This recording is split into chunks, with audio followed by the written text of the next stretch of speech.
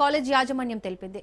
Resonance junior college ఆధ్వర్యంలో JNTU university ఆడిటోరియంలో career clarity conclave and expo కార్యక్రమం నిర్వహించారు. ఈ ఎక్స్పోలో 5 సెకండ్ల ద్వారా విద్యార్థులకు వివిధ కోర్సులు, భవిష్యత్ అవకాశాలపై అవగాహన కల్పించారు.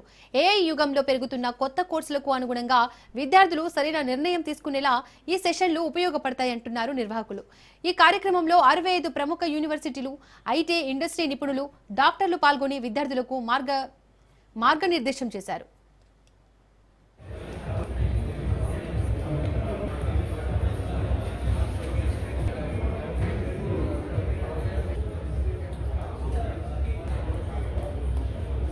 Starting very shortly, students.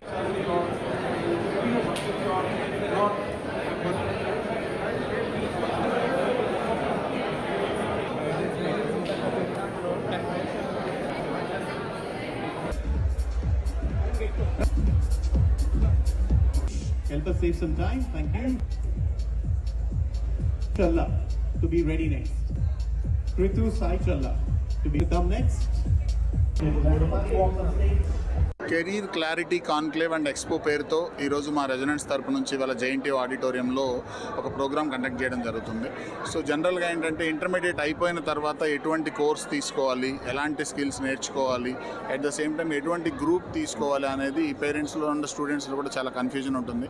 ఒకప్పుడు చాలా తక్కువ గ్రూప్స్ ఉండేవి, కన్ఫ్యూజన్ తక్కువ ఉండేది. ఇప్పుడు ఆర్టిఫిషియల్ ఇంటెలిజెన్స్ యుగంలో చాలా కోర్సెస్, చాలా ఆప్షన్స్, విత్ ఇన్ ఇంజనీరింగ్లో కూడా మల్టిపుల్ గ్రూప్స్, మల్టిపుల్ స్ట్రీమ్స్ ఉన్నాయి. ఎలాంటి ర్యాంక్ వస్తే ఎలాంటి యూనివర్సిటీ వస్తుంది, ఎలాంటి కోర్స్ తీసుకోవాలి అనేది అవేర్నెస్ క్రియేట్ చేయాలి and for the students and parents ఇద్దరికీ కూడా ఉండాలన్న ఉద్దేశంతో మేము career clarity conclave and expo పేరుతోటి ఈరోజు జేఎన్టీయూలో ఒక ప్రోగ్రామ్ చేయడం జరుగుతుంది.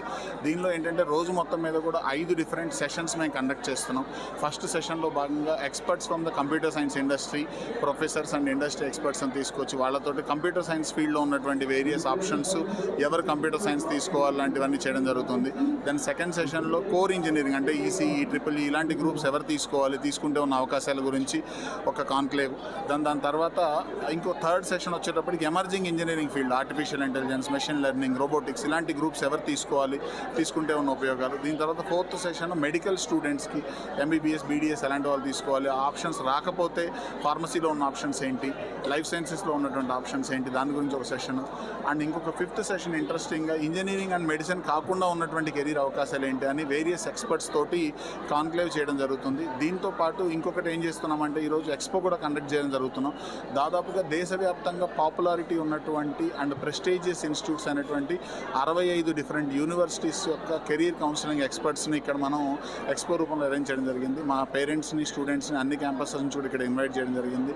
పేరెంట్స్ అండ్ స్టూడెంట్స్ వాళ్ళతో ఆ కెరీర్ కౌన్సిలింగ్ ఎక్స్పర్ట్స్ ఫ్రమ్ ఆ టాప్ 65 యూనివర్సిటీస్ ఇన్ ద కంట్రీతో ఇంటరాక్ట్ అవ్వచ్చు, వాళ్ళకి కావాల్సిన గైడెన్స్ తీసుకోవచ్చు.